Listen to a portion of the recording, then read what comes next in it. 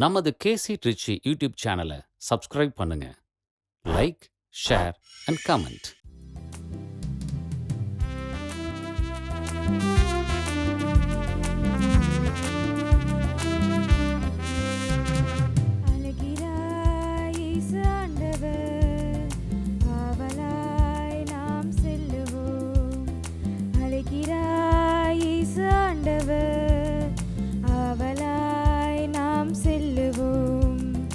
அவர் பலியினில் கலந்திட, அவர் ஒளியில் நடந்திட, அவர் பலியினில் கலந்திட, அவர் ஒளியில் நடந்திட, சாட்சிகளாய் என்றும் வாழ்ந்திட, இந்நாளிலே அழைக்கிறாய் இயேசு ஆண்டவர், ஆவலாய் நாம் செல்லுவோம்.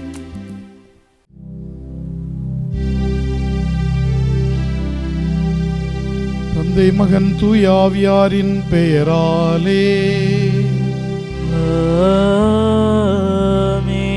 நம் ஆண்டவராகிய இயேசு கிறிஸ்துவின் அருளும் கடவுளின் அன்பும் தூய ஆவியாரின் நட்புறவும் உங்கள் அனைவரோடும் இருப்பதாக. ஆன்மாவோடும் இருப்பதாக. கிறிஸ்துவில் அன்புக்குரிய சகோதர சகோதரிகளே, ஆண்டவர் இயேசுவினுடைய உயிர்ப்புக்கு பின் நடந்த நிகழ்வுகளை எல்லாம் இந்த நாட்களில் திருப்பலியின் வாசகங்களில் நாம் கேட்கின்றோம். அந்த காலகட்டத்தில் எத்தகைய உணர்வுகள் இருந்தன என்பதை அறிவதற்கும் அவை இன்று நம்மில் எத்தகைய தாக்கத்தை ஏற்படுத்துகிறது என்பதை உணர்வதற்குமான இந்த இறை வார்த்தை நம்மை உயிர்த்த அனுபவத்தில் இன்னும் ஆழமாக கொண்டு செல்வதற்கு உதவ வேண்டும் என்று இந்த பலியிலே சிறப்பாக ஜெபிப்போம். இப்பலியை தகுதியுடன் ஒப்புக்கொடுக்க நம்மில் தடையாக இருக்கின்ற பாவங்களை ஏற்று மனம் வருந்துவோம். எல்லாம் வல்ல இறைவனிடமும் சகோதர சகோதரிகளை உங்களிடமும் நான் பாவி என்று ஏற்றுக்கொள்கிறேன். ஏனெனில் என் சிந்தனையாலும் சொல்லாலும் செயலாலும் கடமையில் தவறியதாலும் பாவங்கள் பல செய்தேன். என் பாவமே, என் பாவமே, என் பெரும் பாவமே. ஆகையால் எப்பொழுதும் கன்னியான புனித மரியாயையும் வானதூதர் புனிதர் அனைவரையும் சகோதர சகோதரிகளே உங்களையும் நம் இறைவனாகிய ஆண்டவரிடம் எனக்காக வேண்டிக் கொள்ள மன்றாடுகிறேன். எல்லாம் வல்ல இறைவன் நம் மீது இரக்கம் வைத்து நம் பாவங்களை மன்னித்து நம்மை நிலையான வாழ்வுக்கு அழைத்து செல்வாராக. ஆமென்.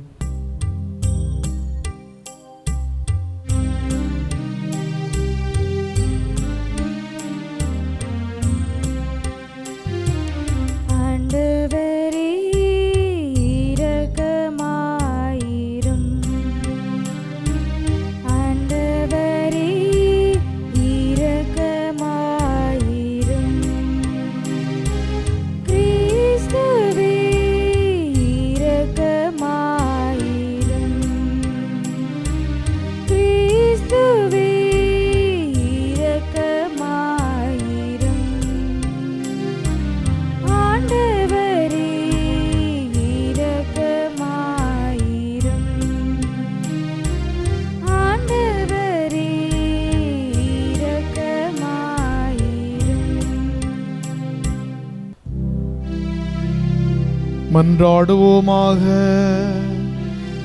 எல்லாம் வல்ல இறைவா, பாஸ்கா அருள் உதவிகளால் புதுப்பிக்கப்பட்ட நாங்கள் உம்மை வேண்டுகின்றோம். அதனால் எங்கள் மண்ணக பெற்றோரின் சாயலை நாங்கள் கடந்து சென்று விண்ணக தந்தையின் உருவில் வளர்வோமாக. உம்மோடு தூய ஆவியாரின் ஒன்றிப்பில் இறைவனாய் என்றென்றும் வாழ்ந்து ஆட்சி செய்கின்ற எங்கள் ஆண்டவரும் உம் திருமகனுமாகிய இயேசு கிறிஸ்து வழியாக உம்மை மன்றாடுகின்றோம்.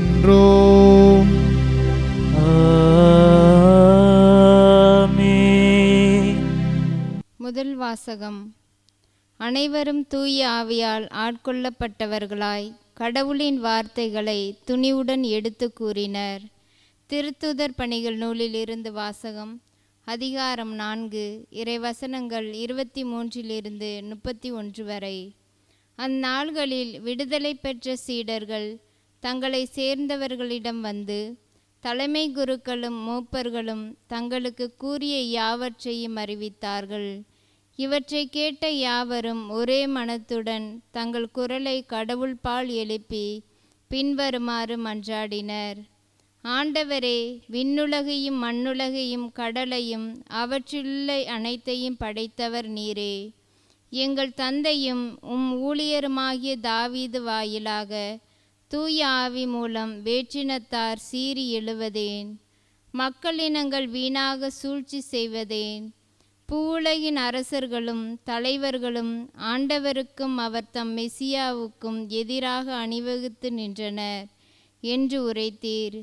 அதன்படியே இந்நகரில் உம்மால் அருள்பொழிவு பெற்ற உம் தூய ஊழியராகிய இயேசுவுக்கு எதிராக ஏரோதும் போந்தி பிலாத்தும் பிற இனத்தவரோடும் இஸ்ரேல் மக்களோடும் ஒன்று திரண்டனர். உமது கைவன்மையும் உமது திட்டமும் முன்குறித்த அனைத்தையும் அவர்கள் செய்து முடித்தனர். இப்போது கூட ஆண்டவரே, அவர்கள் அச்சுறுத்துவதை பாரும். உம் அடியார் முழு துணிவுடன் உமது வார்த்தைகளை எடுத்து கூற அருள்தாரும்.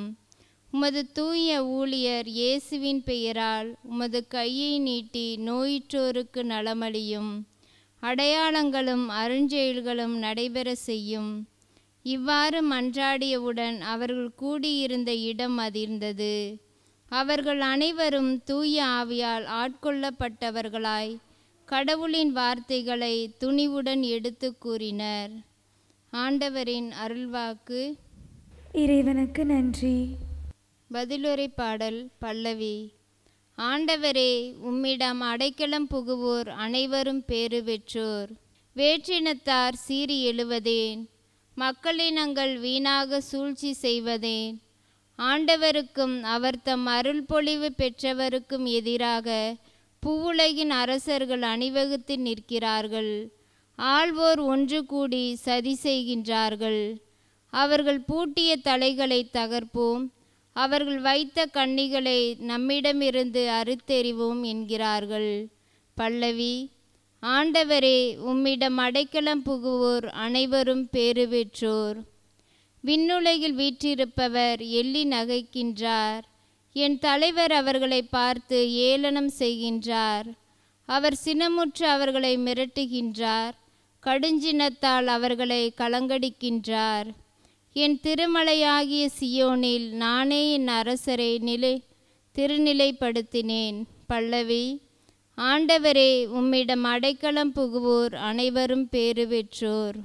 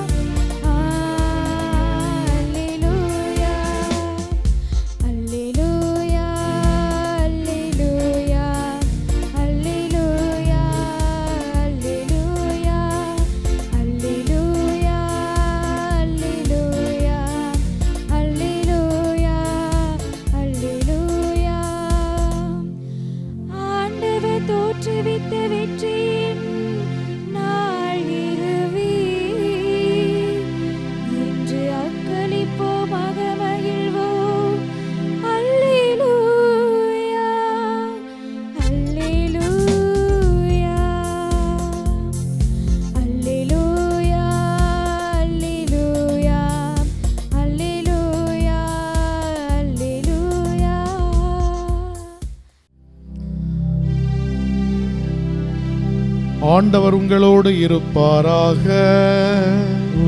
ஆன்மாவோடும் இருப்பாராக. யோவான் எழுதிய தூய நற்செய்தியிலிருந்து வாசகம். ஆண்டவரே, மாட்சி உமக்கே. நூல் பிரிவு 3 இறை சொற்றொடர்கள் 1 முதல் 8 வரை. அக்காலத்தில் பரிசேயர் ஒருவர் இருந்தார்.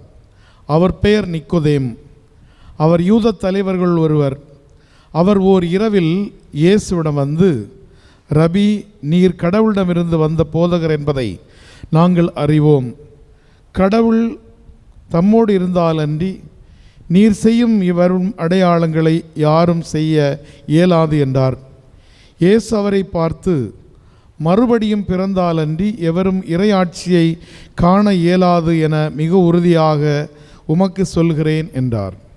நிக்கோதேம் அவரை நோக்கி, வயதான பின் ஒருவர் எப்படி பிறக்க முடியும்? அவர் மீண்டும் தாயின் வயிற்றில் புகுந்து பிறக்க முடியுமா என்று கேட்டார்.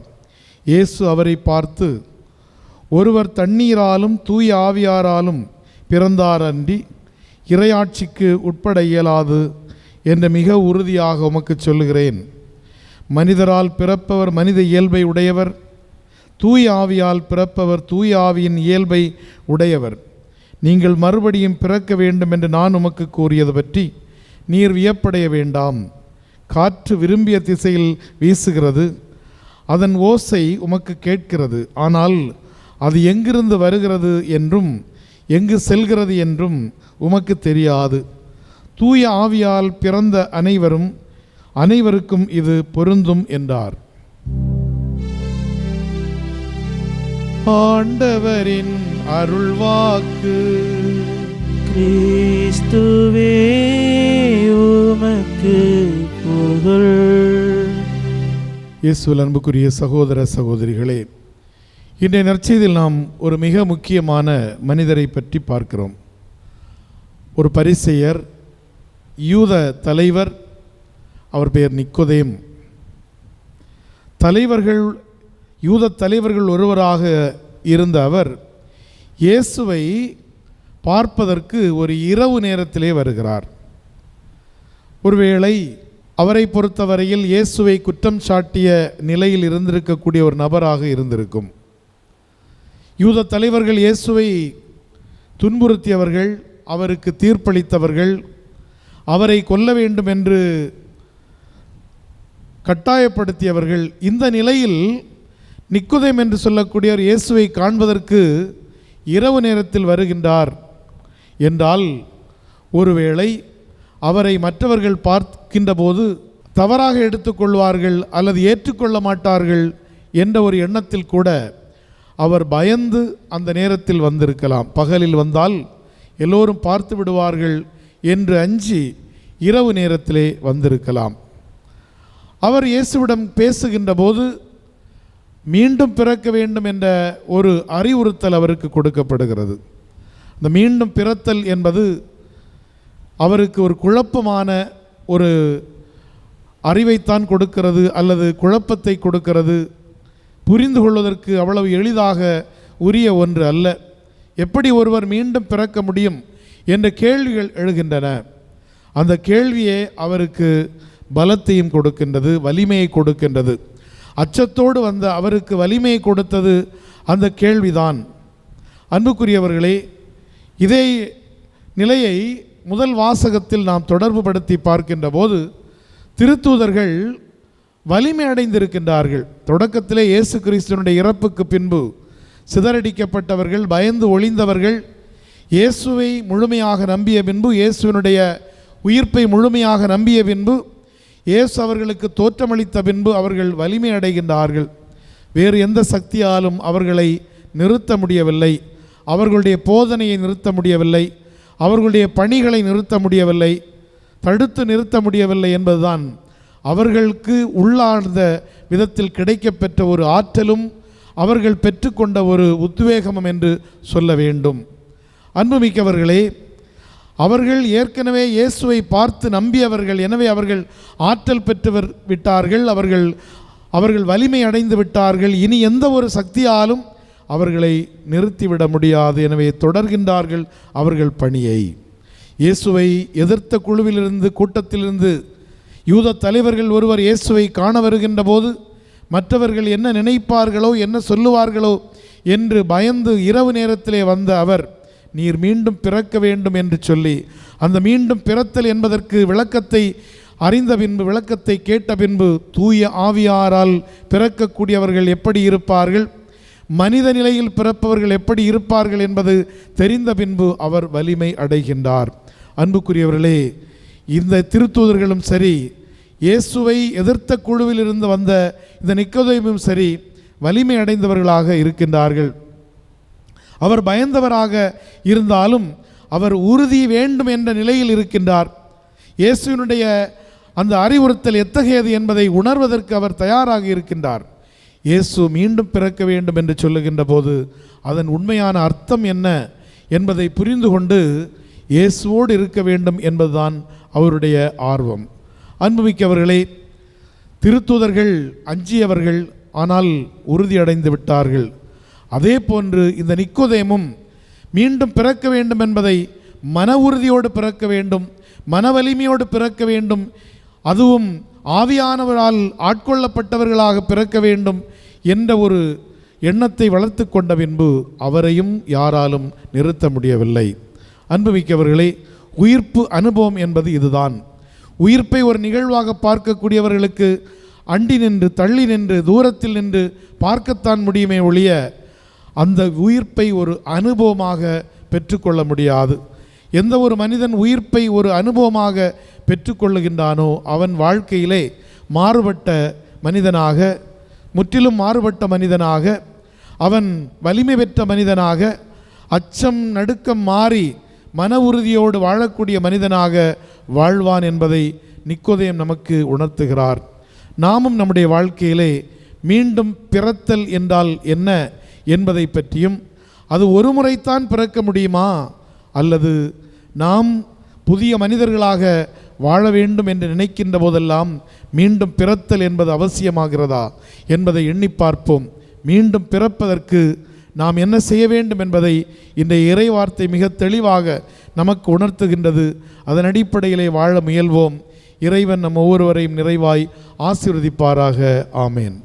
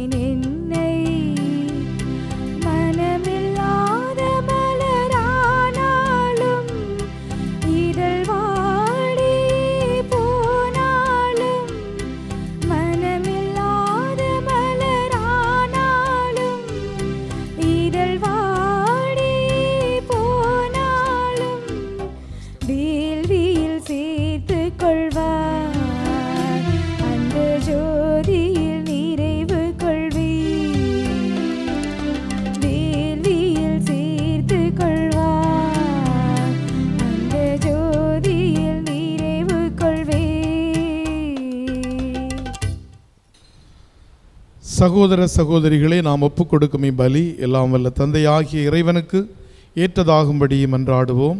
ஆண்டவர் தமது பேரின் புகழ்ச்சிக்காகவும் ஆட்சிக்காகவும் நமது நன்மைக்காகவும் புனித திரு அனைத்து நலனுக்காகவும் கையெழுந்து வெளியேற்றுக் கொள்வாராக.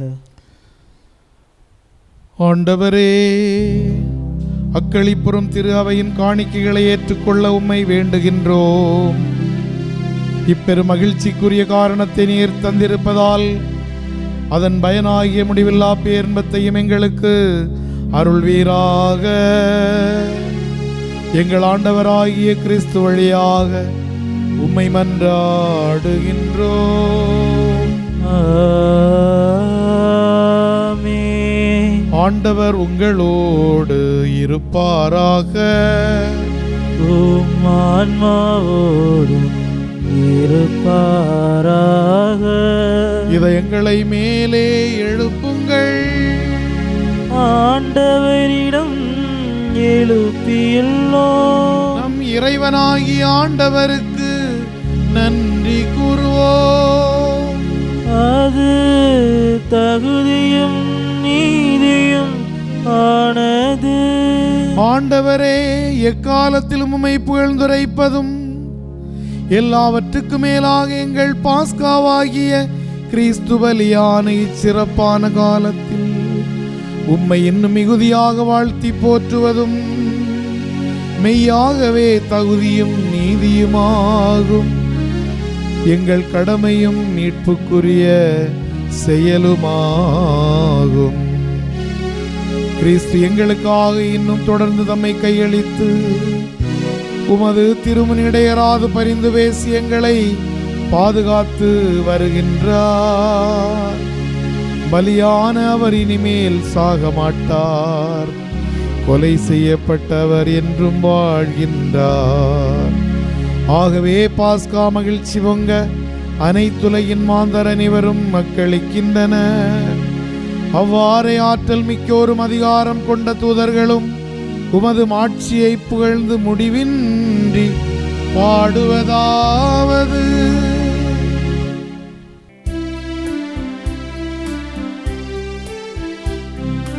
தூயவர் தூயவர் தூயவர், வான்படைகளின் கடவுளாம் ஆண்டவர்.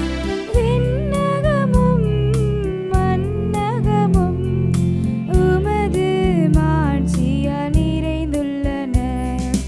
உன்னதங்களிலே ஓசன்னா, உன்னதங்களிலே ஓசன்னா.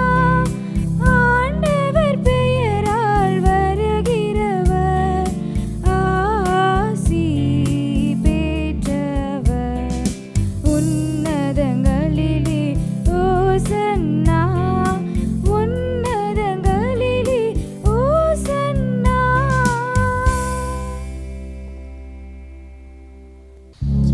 ஆண்டவரே, நீர் மெய்யாகவே தூயவர், தூய்மை அனைத்துக்கும் ஊற்று. ஆகவே உம்முடைய ஆவியை பொழிந்து இக்காணிக்கைகளை தூய்மைப்படுத்த உம்மை வேண்டுகின்றோம். இவ்வாறு எங்கள் ஆண்டவர் இயேசு கிறிஸ்துவின் உடலும் இரத்தமுமாக எங்களுக்கு இவை மாறுவனவாக. அவர் பாடுபட உளம் கனிந்து தம்மை கையளித்த போது அப்பத்தை எடுத்து நன்றி செலுத்தி அதை பிட்டு தம் சீடர்களுக்கு அளித்து கூறியதாவது: அனைவரும் இதிலிருந்து பெற்று உண்ணுங்கள், ஏனெனில் இது உங்களுக்காக கையளிக்கப்படும் என் உடல்.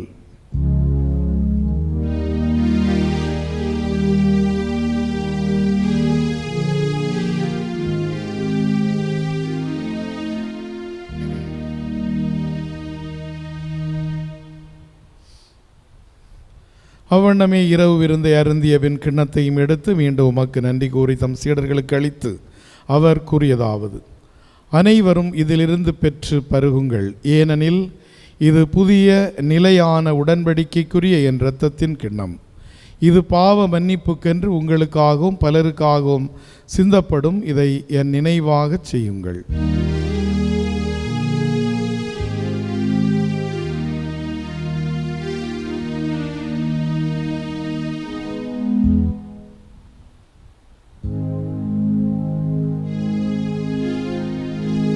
நம்பிக்கையின் மறை பொருள். ஆண்டவரே, நீர் வருமளவும் உமது இறப்பினை அறிக்கையிடுகின்றோம், உமது உயிர்ப்பினையும் எடுத்துரைக்கின்றோம். ஆகவே ஆண்டவரே, நாங்கள் கிறிஸ்துவின் இறப்பினையும் உயிர்ப்பினையும் நினைவு கூர்ந்து வாழ்வு தரும் அப்பத்தையும் மீட்பு அளிக்கும் கிண்ணத்தையும் உமக்கு ஒப்புக் கொடுக்கின்றோம். உம் திருமண் நின்று உமக்கு ஊழியம் புரிய தகுந்தவர்கள் என எங்களை ஏற்றுக்கொண்டீர். எனவே உமக்கு நன்றி செலுத்துகின்றோம். மேலும் கிறிஸ்துவின் உடலிலும் இரத்தத்திலும் பங்கு கொள்ளும் எங்களை தூய ஆவியார் ஒன்று சேர்க்க வேண்டும் என உம்மை தாழ்மையுடன் மன்றாடுகின்றோம். ஆண்டவரே, உலகெங்கும் பரவியிருக்கும் அத்திரு அவையை நினைவு கூர்ந்தருளும். எங்கள் திருத்தந்தை லியோ, எங்கள் ஆயர் ஆரோக்கியராஜ், எல்லா திருநிலையினர் ஆகிய அனைவரோடும் உமது திரு அவை அன்பில் நிறைவு பெற செய்தருளும். மேலும் உயிர்த்தெழும் எதிர்நோக்குடன் துயில் கொள்ளும் எங்கள் சகோதர சகோதரிகளையும் இறந்தோர் அனைவரையும் இரக்கத்துடன் நினைவு கூர்ந்து உமது திருமுக ஒளியினுள் ஏற்றருளும். எங்கள் அனைவர் மீதும் இரக்கமாயிரும். கடவுளின் கன்னித்தாயான புனித மரியா, அவருடைய கணவரான புனித யோசேப்பு, புனித திருத்துதர்கள், இவ்வுலகில் உமக்கு உகந்தவராய் இருந்தோர் ஆகிய புனிதர் அனைவருடனும் நாங்கள் நிலை வாழ்வில் பங்கு கொள்ளும் தகுதி பெற்று உம் திருமகன் இயேசு கிறிஸ்து வழியாக உம்மை புகழ்ந்தேத்தும் வரம் அருள உம்மை மன்றாடுகின்றோம். இவர் வழியாக, இவரோடு, இவரில் எல்லாம் வல்ல இறைவனாகிய தந்தையே, தூயாவியாரின் ஒன்றிப்பில் எல்லா புகழும் ஆட்சியும் என்றென்றும் உமக்கு உரியதே. ஆமென். ஆமென்.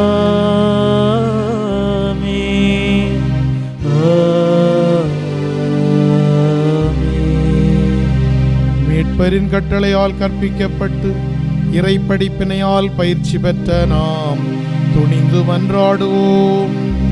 விண்ணுலகில் இருக்கிற எங்கள் தந்தையே, உமது பெயர் தூயதென போற்ற பெருக, உமது ஆட்சி வருக, உமது திருவுள்ளம் விண்ணுலகில் நிறைவேறுவது போல மண்ணுலகிலும் நிறைவேறுக. எங்கள் அன்றாட உணவை இன்று எங்களுக்கு தாரும். எங்களுக்கு எதிராக குற்றம் செய்தோரை நாங்கள் மன்னிப்பது போல எங்கள் குற்றங்களை மன்னியும். எங்களை சோதனைக்கு உட்படுத்தாதே, தீமையிலிருந்து எங்களை விடுவித்தருளும். ஆண்டவரே, தீமை அனைத்திலிருந்தும் எங்களை விடுவித்து எங்கள் வாழ்நாளில் அமைதியை கனிவுடன் அருள உம்மை மன்றாடுகின்றோம். உமது இரக்கத்தின் உதவியால் நாங்கள் பாவத்திலிருந்து எப்போதும் விடுதலை பெற்று யாதொரு கலக்கமுமின்றி நலமாயிருப்போமாக. நாங்கள் எதிர்நோக்கி இருக்கும் பேரின்பத்துக்காகவும் எம் மீட்பராகிய இயேசு கிறிஸ்துவின் வருகைக்காகவும் காத்திருக்கின்றோம். ஏனெனில் ஆட்சியும் வல்லமையும் மாட்சியும் என்றென்றும் உமதே. ஆண்டவரே இயேசு கிறிஸ்துவே, அமைதியை உங்களுக்கு விட்டுச் செல்கின்றேன், என் அமைதியை உங்களுக்கு அளிக்கின்றேன் என்றும் திருத்தூதர்களுக்கு மொழிந்தீரே. எங்கள் பாவங்களை பாராமல் உமது திரு அவையின் நம்பிக்கையை கண்ணோக்கி உமது திருவுளத்திற்கு ஏற்ப அதற்கு அமைதியையும் ஒற்றுமையையும் அளித்தருள்வீராக. என்றென்று வாழ்ந்து ஆட்சி செய்கின்றவர் நீரே. ஆமென். ஆண்டவருடைய அமைதி உங்கள் அனைவரோடும் என்றும் இருப்பதாக. உம் ஆன்மாவோடும் இருப்பதாக. ஆண்டவர் அருளும் அமைதியை ஒருவரோடு ஒருவர் பகிர்ந்து கொள்வோம்.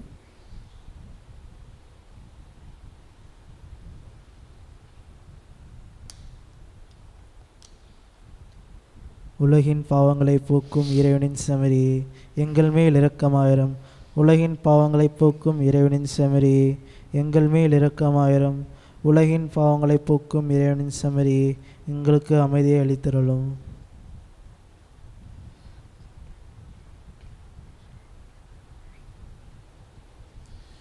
இதோ இறைவனின் செம்மறி, இதோ உலகின் பாவங்களை போக்குகின்றவர். செம்மறியின் விருந்துக்கு அழைக்க பெற்றவர் பேறு பெற்றோர். ஆண்டவரே, நீர் என் நிலத்தில் நடந்த நான் தகுதியற்றவன், ஆனால் ஒரு வார்த்தை மட்டும் சொல்லலும் என் ஆன்மா நலமடையும். ஆசை திருவிருந்துக்கான மன்றாட்டு. ஆண்டவரே, நீர் என் இல்லத்தில் எழுந்தருள நான் தகுதியற்றவன், ஆனால் ஒரு வார்த்தை மட்டும் சொல்லி அருளும் என்று 100 தலைவன் ஜெபித்தது போல நாங்களும் இப்போது உம் திருப்பாதம் பணிந்து வேண்டுகிறோம். இனிய இயேசுவே, நாங்கள் தகுதியற்றவர்களாய் இருந்தாலும் எங்கள் தகுதியின்மையை பாராமல் நீர் எங்கள் உள்ளங்களில் எழுந்து வாரும். உம் அன்பிலும் அருளிலும் நாங்கள் நிலைத்திருக்க எம்முள் எழுந்து வாரும். உம் பிள்ளைகளாக, உயிருள்ள உண்மை சாட்சிகளாக, உமது நற்செய்தின்படி வாழ்பவர்களாக எங்களை உருமாற்ற வாரும். தந்தையின் திருவுளப்படி வாழ்ந்திட எங்களுக்கு துணை புரிந்திட வாரும்.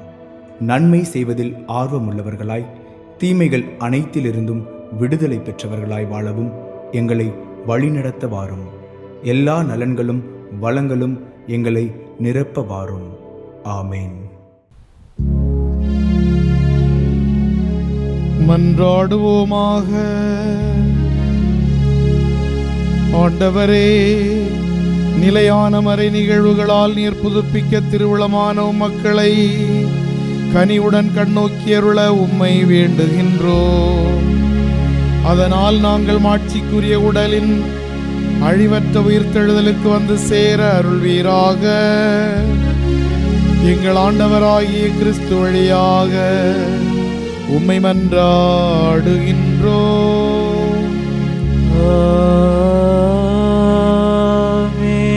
ஆண்டவர் உங்களோடு இருப்பாராக. ஆன்மாவோடும் இருப்பாராக. எல்லாம் வல்ல இறைவன் தந்தை, மகன், தூயாவியார் உங்களை ஆசீர்வதிப்பாராக. கிறிஸ்துவின் அன்பிலும் அமைதியிலும் சென்று வாழுவோம். இறைவன் உடனிருக்கின்றார். இறைவனுக்கு நன்றி.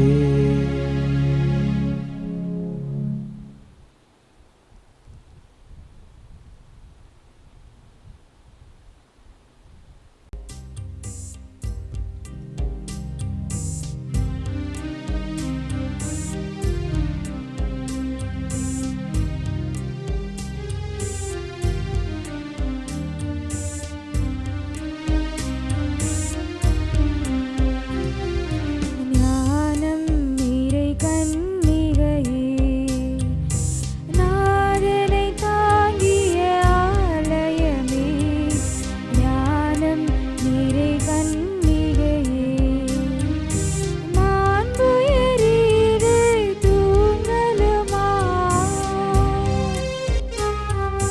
மாண்புயரிலே தூண்களுமாய் பலிபீடமுமாய் அலங்கரித்தாயே.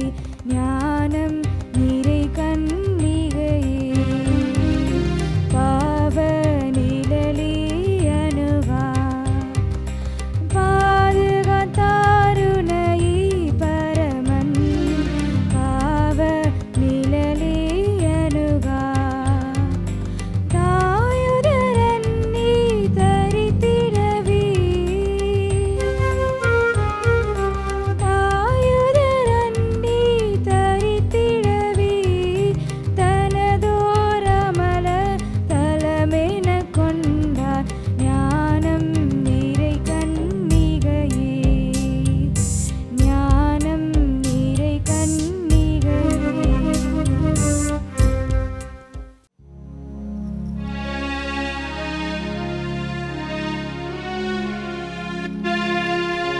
நிலையான புகழுக்குரிய தூயரே நற்கருணைக்கு எல்லா காலமும் ஆராதனையும் புகழும் போற்றியும் ஆட்சியும் உண்டாக கனவு. தந்தை, மகன், தூய ஆவியின் பெயராலே ஆமீன்.